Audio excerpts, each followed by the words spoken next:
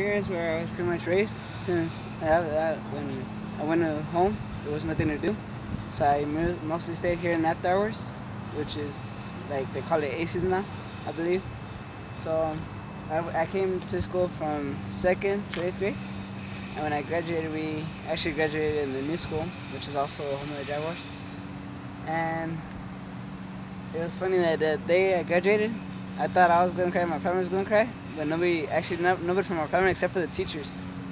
All the teachers came up to my mom and actually my stepdad. They went up to him and they go like, "You must be proud of your son." And since he has 3 daughters and none of his 3 daughters have ever had one of the teachers come and tell him that, he's the one that started crying.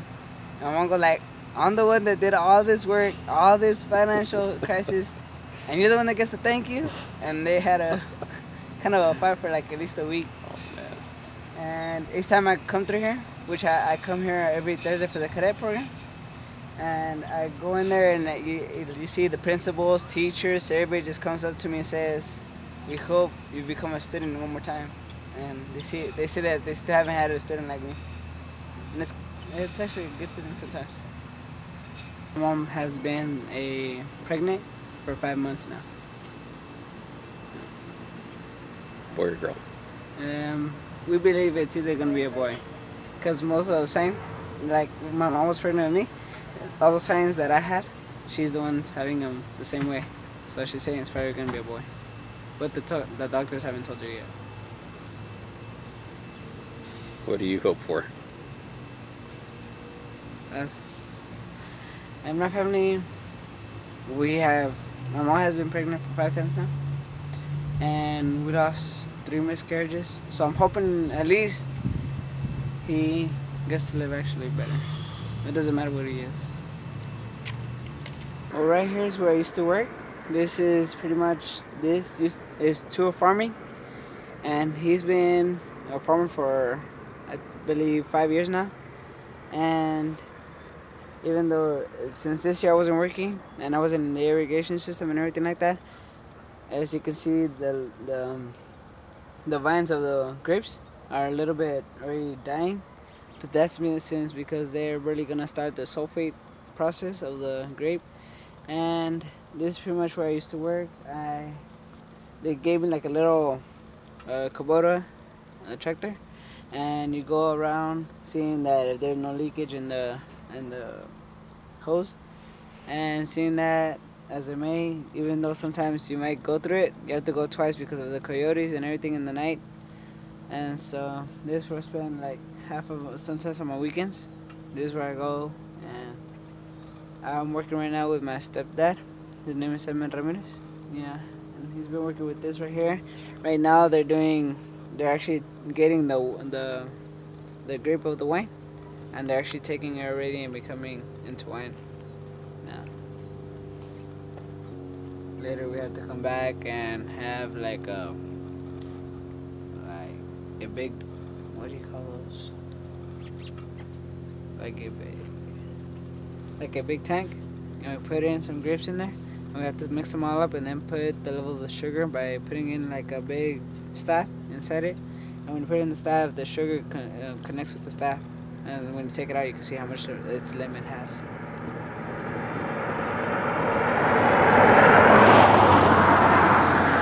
I worked with like 2 persons. One he's already old. He's 65 years old, and he was in Vietnam. Even though sometimes when he gets off guard, he starts having visions of Vietnam and he starts talking about things like that. But it's fun to work with him because he keeps each time that he becomes like that, he like calms down, slows down, and thinks about what he's doing. And then he's actually faster working than I am. And you say, how's that possible? He's already getting old, and yet he's stronger than I am too. He lifts up things that no other guy could do, and it's amazing, really.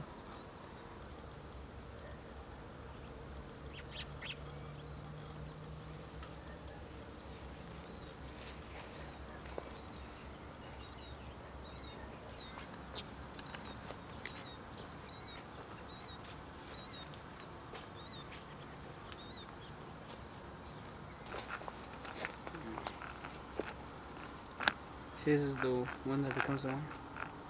Yes. Have you ever heard of Two Tales of a City? Yeah. Two Tales of Two Cities? The Bloodthirst.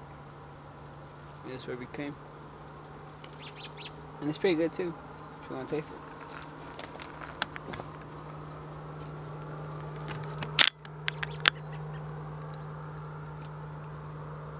Well, where I live, it's kind of open since we don't have no much neighbors except for the people here in front and my cousin that is on that side of the places.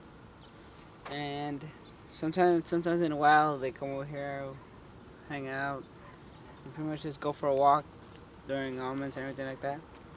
It's pretty peaceful, and we don't have no troubles with anybody. How do you get into town? Like, how do you get to school? Does the bus pick you up out here? Yes, the bus comes all the way over here and picks me up and takes me all the way to Tulare. And then from there I have to get another bus and go to Mission Up.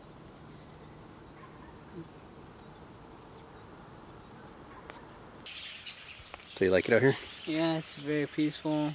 We can go out for a walk and nobody can tell us anything. We can play the music as high as we want, scream at each other as high as we want, and nobody can say anything. That's a good shot right there. What do you think? It's sweet.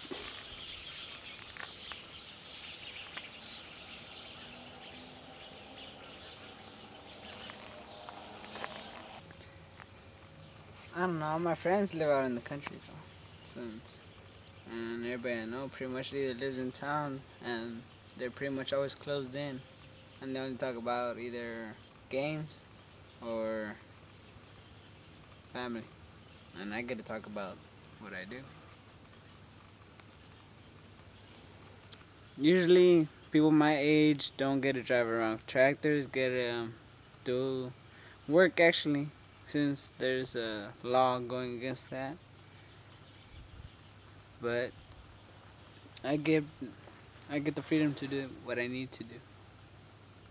And every time I hear about an ag farm or anything about tractors, and teachers try to get away with not knowing it and telling people what it is, I can tell them, no, that's not how it's done. It's this way, and I could teach them. You become a bit of an expert. Yeah.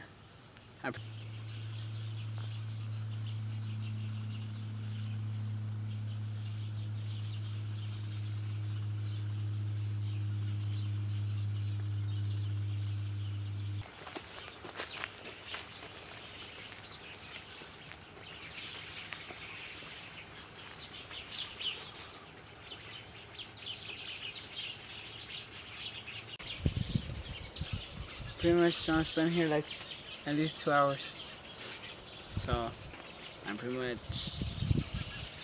more of an outside person. I'm pretty much either walking that way or running towards Pixley.